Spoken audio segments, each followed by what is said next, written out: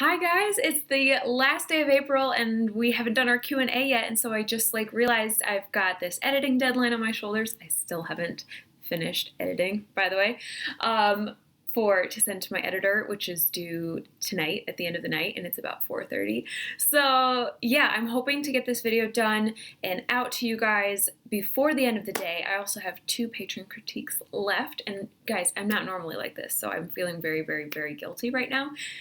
Next month, I'm going to basically do it all at the beginning so this doesn't happen again. But anyway, it's an editing deadline kind of month, and you know how that goes.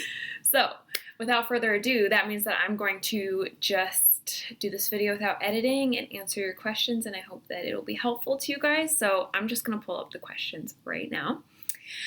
So I'm starting with the questions that are on my last call that I posted, and if you guys didn't see that, just keep an eye out for it next month. If you have any questions throughout the month that you want me to go over in video and actually talk it out for you guys, I know that can be helpful, so send them to me in the messages, and let's just dive right in.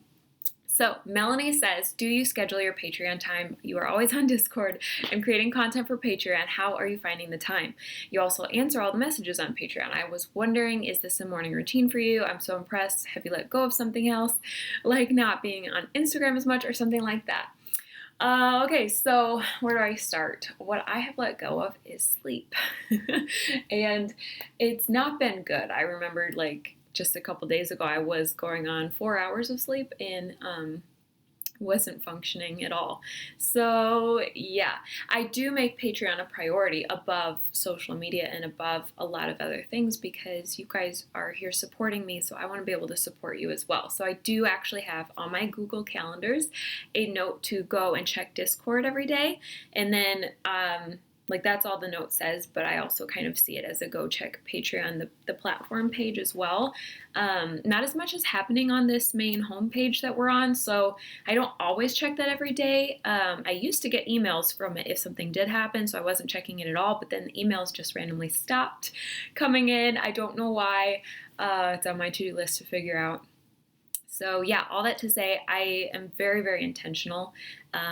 I haven't really caught out any of the marketing stuff and the writing stuff. I think the writing has been falling on the back burner a little bit, and so I've been pushing these last couple weeks because of that, because I wasn't on it in the beginning of the month. And I'm really rambling, but all that to say, I've been cutting out the wrong things. I don't have it all together. It might look like it, but I don't. But I am prioritizing you guys because I think that's really important. And I do think we can only do so much. So I'm kind of going to try to look at my priorities going forward and focus on writing, because I think that's the whole point, right? And I'm going to need to focus on marketing a lot more. And so figuring out a plan for the new series. And then here on Patreon, I think is going to be my third goal. And YouTube has to fit in there somehow, and writing the next book, and editing the other books, and working with beta readers. And you know what?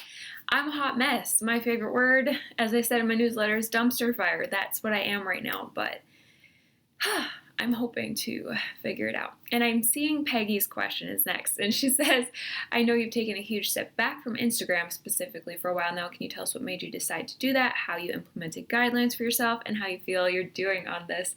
Also, do you plan to continue, or have you tweaked things along the way to keep Instagram use to a minimum? Oh my gosh. If it looks like I'm using it less, then that's makes me sad what it looked like before. I'm just kidding. I know that you're talking about what I had said about stepping back, but I haven't really done it well. Yeah, that's something I think I need to do. I think I need to do that first above all else. And I think, Peggy, my plan is I think I want to go down to posting 3 times a week or 4 times a week, and then to be on the stories every day like I am, but not for just super random things. I'm getting a smoothie, yay, or a coffee, but to maybe be more writing focused. So if I'm thinking if you ever talk about your stories on Instagram, it's very relatable to talk about life in general, but when you talk about stories, you're not only helping people relate to you, but you're also helping them get excited for your book. So if I'm going to limit myself, I would probably choose to pick things that are something I did today, actually, which was reading beta feedback and being this is so like, it's just making me so happy, and I want to share it with everybody else, and so why not? And so yeah, I am rambling again, so I'm going to cut myself off there and just say, again, if you think I have it all together, I don't. I really don't. Sarah Lee says, where do you get your inspiration for your stories? She says, I think it would be interesting to get advice on co-writing a book, and how do you work through disagreements or differing opinions on the book? I think it's smart to alternate writing each book in the series, but if you're working on just one book, what would be your top tips for writing with another author? Okay, so I have some ideas on that. So inspiration from stories, Pinterest, other books, and just things that pop into your head in the middle of the night when you're like trying to sleep tends to be a really big place. But just daily life, I think when you write what you know and then you put a twist on it, that tends to make the coolest stories. And especially if you're putting a twist on it by merging two ideas. My favorite example of this is how I heard The Hunger Games was actually from like a game show plus a commercial on starving kids in Africa, and the author merged those two things together into something brand new and unique. So yeah. Let's see, what was the other one? Oh, advice on co-writing. Okay, so Mandy and I are unique because we are co-writing. It feels more like CPs. It feels like, so I have books that are mine and she has books that are hers. And so the other author of us, I don't know how to speak today, the other person will chime in at the end of chapters, usually with like a tips from Bethany or tips from Mandy, and they'll just chime in their own chunk. So it's not as seamless as fiction might be, because I picture fiction to be more of a, you're editing each other and overlapping, writing within different scenes, and it's all sort of like becoming melded together into this like one format, versus the marketing books that I've co-written are very much, Mandy and I are just like, let's be separate because we're writing it from an I standpoint typically, or sometimes I'll write it like we, as in Mandy and I, you know, like we feel this, we feel that, but other times I'll be like, I personally believe this, and then Mandy will chime in with like, and here's my tips on it from my perspective in a different angle that, you know, so we both kind of chime in separately. And then if Brittany and I ever do write this Viking-esque book together, then we've talked about how we might take turns writing chapters. We might each take a character, which is why when we originally started plotting it for the STC experiment, we each took, or no, we picked having two characters, main characters, instead of just one. So it's like if one of us writes Lore and the other one writes Thera. For a second I was like, is that their names? But it is. Then in theory, we probably would still be very CP-like, where we would, and we read an article about this too that I can't picture, but if I can find it, I'll paste it below this for you. But the article is about how like the one co-author would send a chapter to the other, and the other person would edit it, make their notes or whatever, and then write the following chapter and send it forward. So they kind of played like a tag team thing. I'm thinking that's how I would do it, but I also don't want to limit you, because if you are wanting to co-write with somebody, everybody is so different.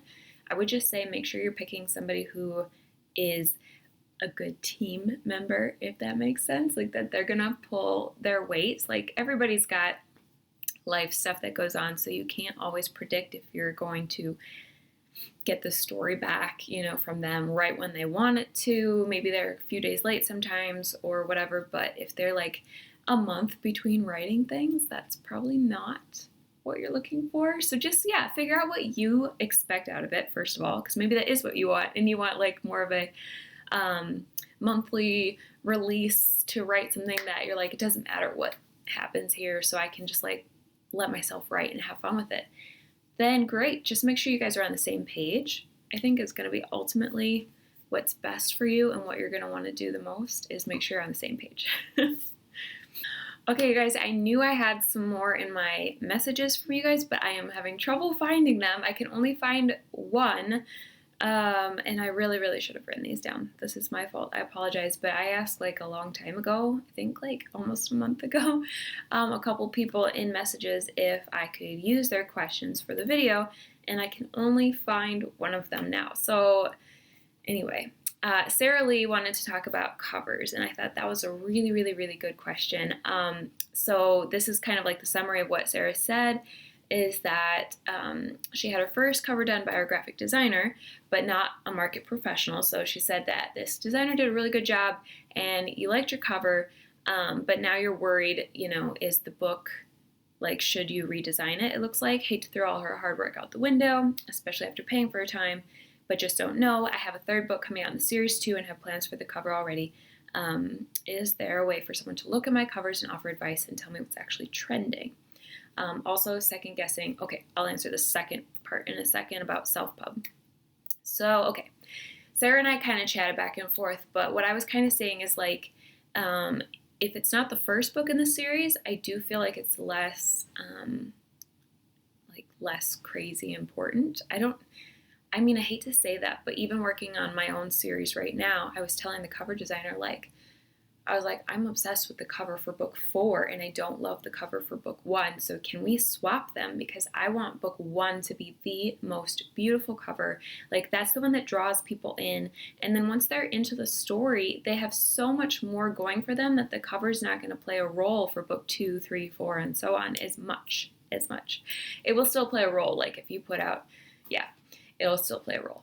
But if you have, I just wouldn't stress as much about book 2's cover. I would actually stress more about making it match book 1, because honestly, readers, you just want it to be really, really clear that this is in the same series. So you don't want the built-in readers that you got who loved book 1 to look at book 2 and think, oh, that's another series altogether. I think I'll read that another time or something. You don't want them to be thrown off track and not pick it up. You want it to be so clear that this is related to the first book, and same with book 3.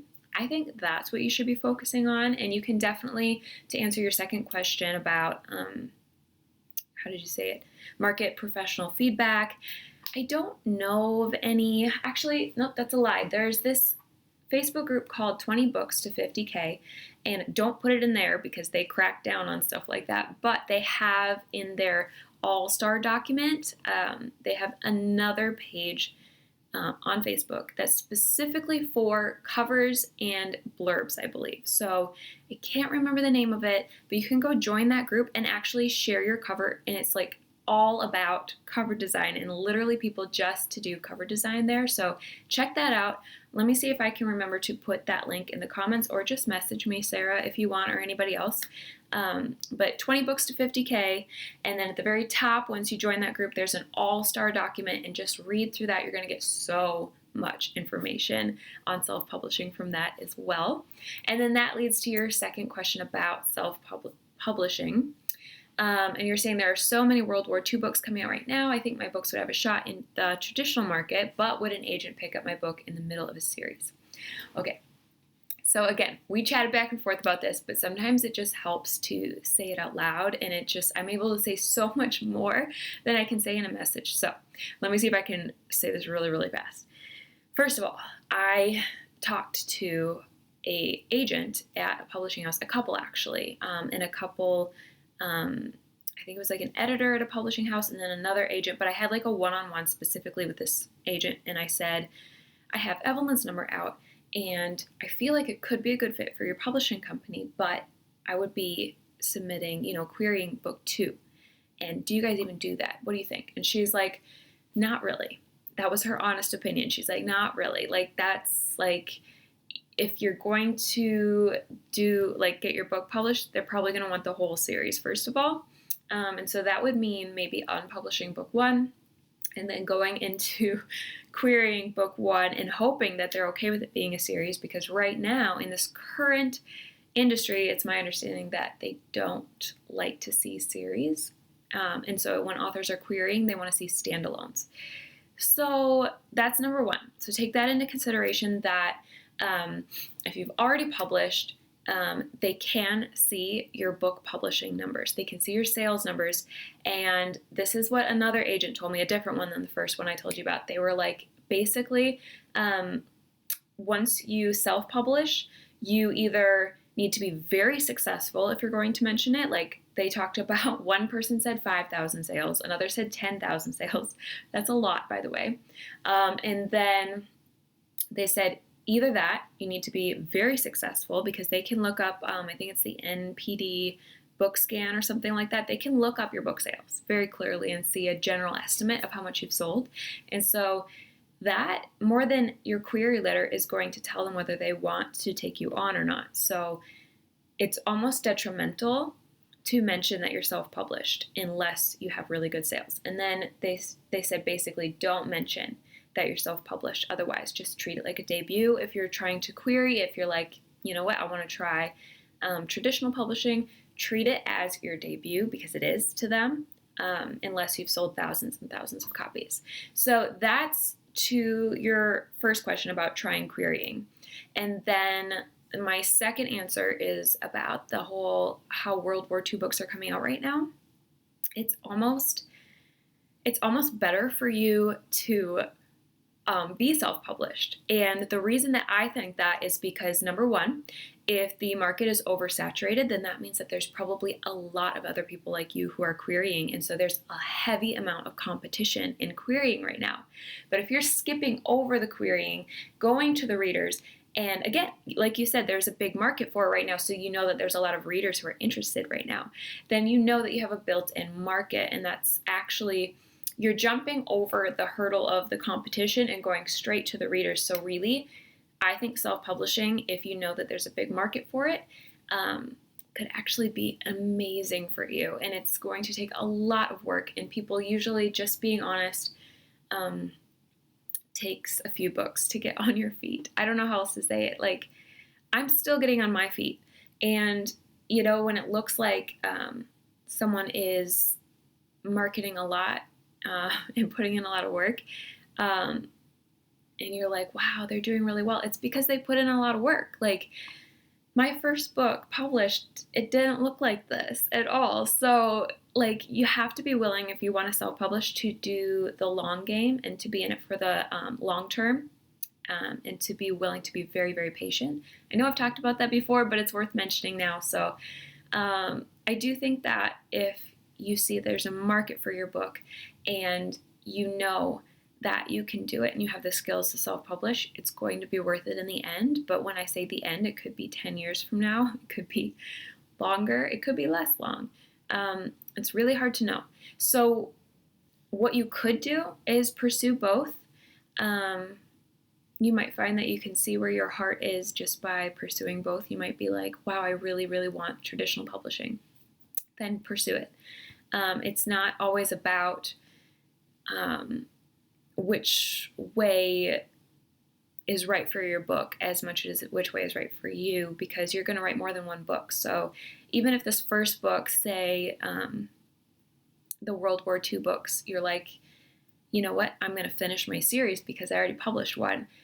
Maybe if you still really desperately want to be traditionally published, maybe then you do another book and you pursue querying and traditional publishing like it's a debut, and you just give it a shot, because sometimes you just have to know. You don't know until you know. Like, you just have to try.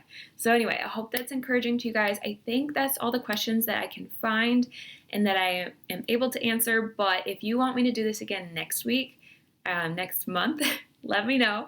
I just don't know how helpful these are to you guys. I don't know if I should continue them or if there's something else that you would enjoy in the video tier, because there's so much I could do with video. I could even turn it into an Authortube focus and like teach how to do Authortube, or teach how to make book trailers, or mix it up each month and teach you a new thing each month. I don't know. So you guys got to tell me what you need. Just like over communicate with me, because sometimes the things that seem obvious to me aren't, and vice versa. Like, the things that come easy to you don't come easy to me. And so if there's something that I do well that I don't even realize that I'm doing, maybe even like marketing is a big favorite of mine, or social media, obviously, let me know.